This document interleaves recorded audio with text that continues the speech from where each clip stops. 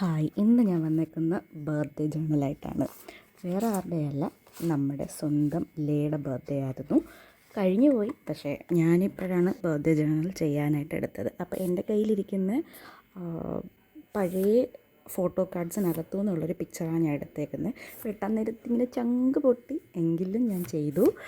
കാരണം ഇതെൻ്റെ കയ്യിൽ വെറുതെ ഇരിക്കുകയാണ്. അപ്പോൾ ഈ ഫോട്ടോ കാർഡ്സൊക്കെ ഉള്ളവർക്ക് അറിയാം അത് എടുത്ത് യൂസ് ചെയ്യുമ്പോൾ ഉള്ളൊരു ടെൻഷൻ. പിന്നെ ഞാൻ കരുതി എന്തായാലും കയ്യിരിക്കുകയല്ലേ, നമുക്ക് ചെയ്യാം.